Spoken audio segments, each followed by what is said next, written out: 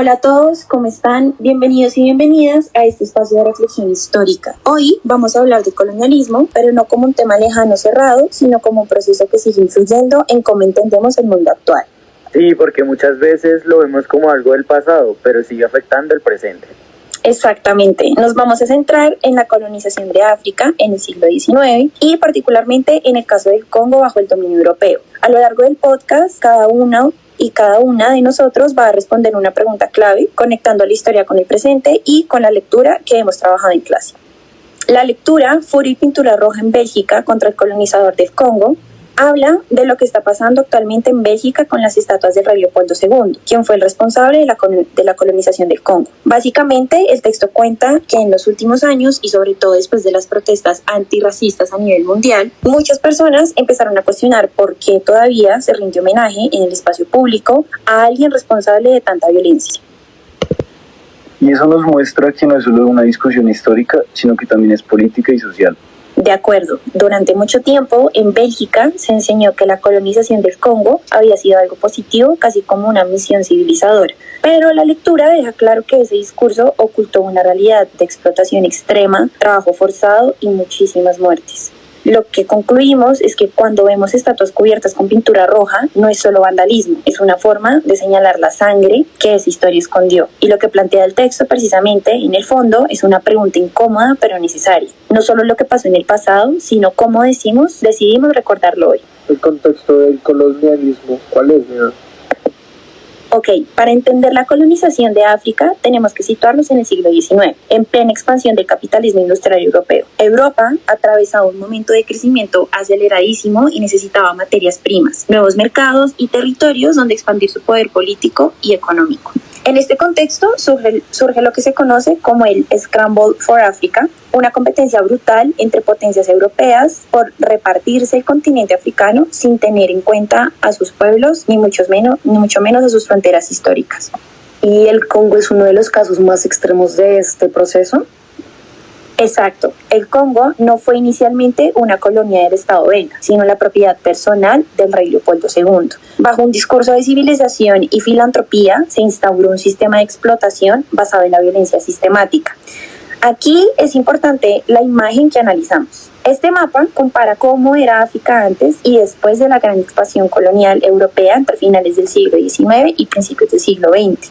A la izquierda vemos un continente con gran parte de su territorio bajo control autónomo y a la derecha un reparto casi total entre potencias europeas como Reino Unido, Francia, Alemania, Bélgica, Portugal, Italia y España.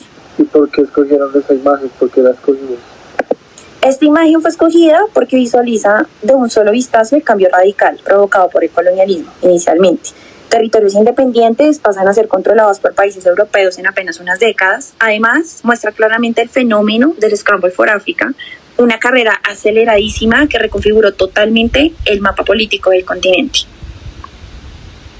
Y aquí tenemos la pregunta 1, que es ¿por qué se dio la colonización de África en el siglo XIX? Analu, con todo ese contexto, ¿por qué se dio realmente la colonización de África entonces?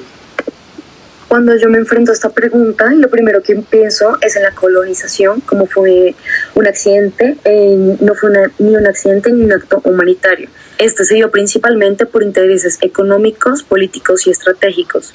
En este entonces Europa necesitaba materias primas como el caucho, el marfil y los minerales para sostener su industrialización, y África se convirtió en un territorio visto como un recurso explotable.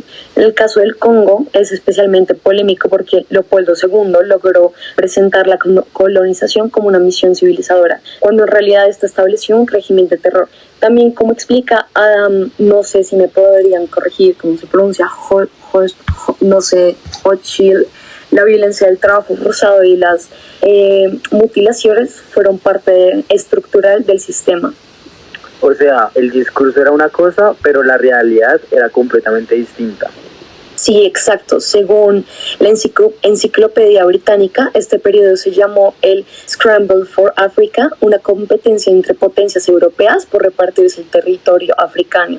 Y pues, en conclusión, África fue colonizada porque Europa buscaba recursos, mercado y más poder. Y por no recibir esta ayuda, sino por intereses económicos y políticos. Sí, Entonces, ¿cómo sería si entonces quieres, la vas a ir pregunta tú. dos, Ana Lu? Ok. Las consecuencias de la identidad del colonizador y del colonizado. Entonces, yo quiero preguntarle a Mateo, ¿qué consecuencias dejó este proceso de la identidad de quienes colonizaron y de quienes fueron colonizados? Pues mira, Nalu, las consecuencias del colonialismo no fueron solamente económicas o territoriales, como ya lo hemos visto, sino que también fueron profundamente identitarias. En el caso del colonizador, se construyó una identidad basada en la idea de la superioridad cultural, en la superioridad racial y también moral. En Bélgica, durante décadas, se consolidó una narrativa que presentaba a Leopoldo II como un modernizador, ocultando y minimizando las atrocidades cometidas en el Congo. La lectura y el artículo de The Guardian muestran cómo esta memoria oficial permitió justificar la violencia y negar responsabilidades históricas que tenían personas como Leopoldo II. Por otro lado, podemos ver que el sujeto colonizado sufrió las consecuencias, las cuales fueron devastadoras. Por ejemplo, la destrucción de las comunidades, la ruptura de estructuras sociales y el trabajo forzado en un régimen de terror sistemático. ¿Y qué tendrías como por decirnos respecto a la imagen? Pues mira, quería mostrarles esta imagen, ya que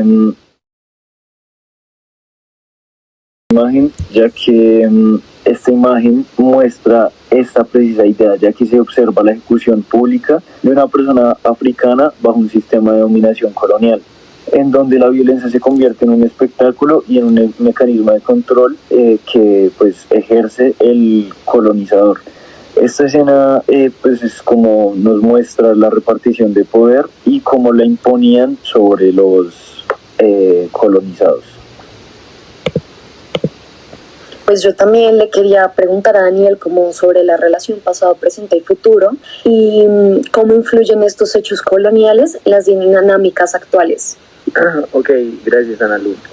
Algo clave es entender que el colonialismo no es simplemente un hecho del pasado. Sus efectos siguen presentes hoy, tanto en Europa como en África. En Europa lo vemos en las discusiones actuales sobre monumentos, museos y estatuas coloniales. En Bélgica, por ejemplo, la figura de Leopoldo II sigue generando controversia y eso nos obliga a preguntarnos qué historia estamos honrando y desde qué punto de vista la estamos contando. En el Congo, por otro lado, las consecuencias son todavía más profundas. El sistema de explotación impuestos durante el dominio colonial dejó una economía basada en la extracción de recursos y estructuras de poder marcadas por la coerción. Todo esto demuestra que el colonialismo deja impactos económicos, políticos e identitarios que siguen influyendo en el presente. Para concluir, quisiera darle la palabra a Nicolás. ¿Con qué reflexión final te quedarías? Bueno, Daniel, yo me quedaría para cerrar. Creo que el análisis nos permite entender que el colonialismo fue mucho más que una ocupación territorial, fue un sistema de dominación que buscó explotar los recursos, controlar cuerpos y borrar identidades, y cuyos efectos siguen presentes hoy. El caso del Congo nos muestra cómo la violencia colonial fue encubierta durante décadas bajo discursos civilizadores y cómo hoy esas narrativas están siendo cuestionadas. Y pues durante mucho tiempo esa historia se contó desde el punto de vista del poder, dejando por fuera a las víctimas y normalizando también la violencia. Cuando uno revisa la fuente, una de nuestras fuentes de The Guardian, podemos entender que el debate actual en Bélgica sobre las estatuas de Leopoldo II no es solo simbólico, sino que es una discusión sobre memoria histórica, sobre qué versión del pasado se mantiene en el espacio público y a quién se decide homenajear. Entonces, reconocer ese pasado no es un acto de culpa, sino de responsabilidad histórica. Solo entendiendo estas dinámicas podemos pensar en formas más ajustadas de relacionarnos con la historia y también con el presente. Muchas gracias. Bueno, muchas gracias a todos por prestarnos atención, por escuchar nuestro podcast. Nos veremos en una próxima edición con Mateo, Daniel, Nicolás, Lina y yo, que soy Ana Lucía. Hasta la próxima.